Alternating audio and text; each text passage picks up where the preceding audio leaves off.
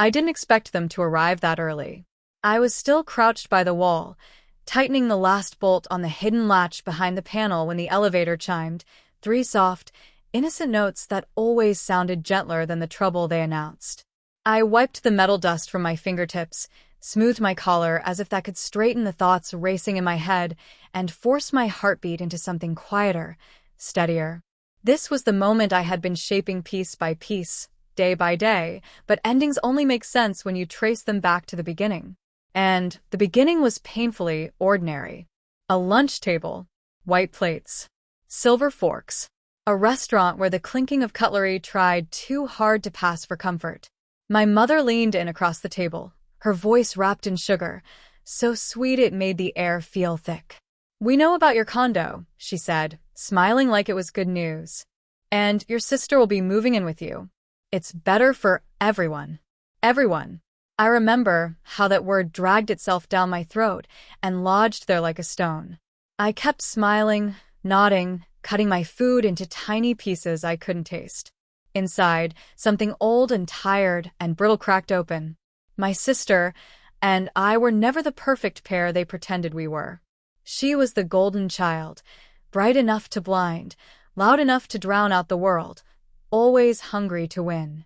I learned young to give her space, because she devoured anything she touched. Toys, praise, attention. My father would ruffle my hair and say, "Be understanding. You're the older one." So understanding became my second skin.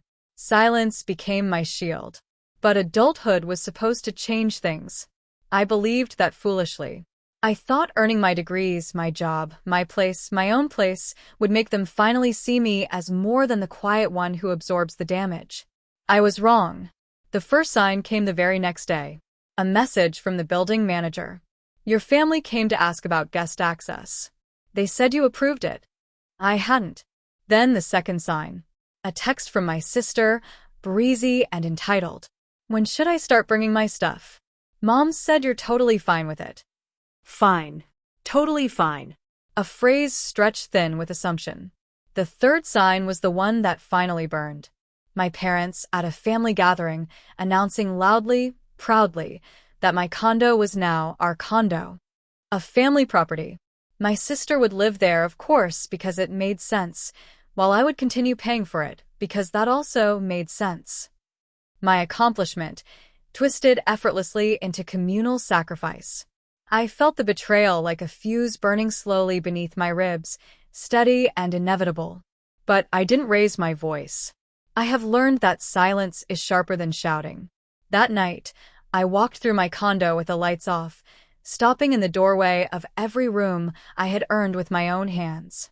I bought this place for peace, for privacy, for the first quiet space in my entire life that was truly mine. And now they wanted to take it because they felt entitled to it. So I made a decision. Not an emotional one. Not impulsive. A clean, sharp thought that clicked into place like a lock. They want to walk into my space. Fine. I'll let them. Just not as they expect. Step 1. I changed the ownership structure. Not to remove them, no, that would tip them off. Instead, I filed a legal clause restricting residency to either me or someone under a signed tenancy contract. No contract, no living here. Even family didn't count. Step 2. I installed a new security system. Nothing flashy. No cameras, no glaring alarms. Just a quiet little feature, a timed lockdown mode. Once activated, the doors wouldn't open from the inside without my fingerprint. Step 3. I notified the building manager. Calmly, politely. I told them my family would arrive in 2 weeks. I told them to let them in, to guide them straight to my unit. Calm voices open more doors than shouting ever could. Step 4. I prepared the guest room. The one my sister had already claimed. I stripped it bare, walls, floor, everything. A single chair sat in the middle like a spotlight. Let her see exactly what she felt entitled to. And then, right on schedule, the elevator chimed.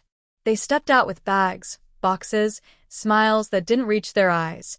My sister practically skipping through the doorway, already talking about where her vanity would go.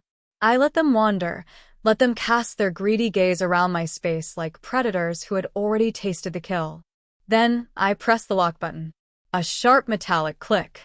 Final. Clean. They froze. My mother frowned.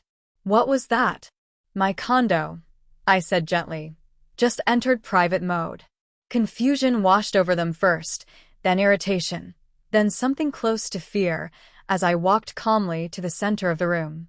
You wanted to move in, I said. You wanted to take this place. Claim it. Use me again. My father stepped forward, his voice heavy with practiced authority. Don't be dramatic. No, I said. I'm being precise. I showed them the documents, the legal clause, the tenancy requirement, the fact that standing in my condo without approved residency made them trespassers. Their faces drained like color soaking out of wet paper. My sister cracked first. You can't do this. I already did. I walked to the door, touched my fingerprint to the panel, and the lock slid open obediently. You're not losing a home, I told them. You're losing control. And then I stepped aside. Get out. One by one, they walked past me. No yelling, no excuses. Just small, quiet people suddenly confronted with a truth they never prepared for. I stopped playing the role they wrote for me. When the door closed behind them, the condo felt bigger. Calmer. Like it inhaled with me instead of against me. People think revenge requires screaming, slamming doors, chaos. They're wrong. Sometimes revenge is a door that won't open, a contract they never bothered to read, a calm voice speaking a truth too heavy for them to outrun. As the elevator carried them away, I felt nothing but the clean, cold satisfaction of reclaiming what was always mine. The place they tried to turn into theirs. The place they thought I was too quiet to protect. They were wrong about that too.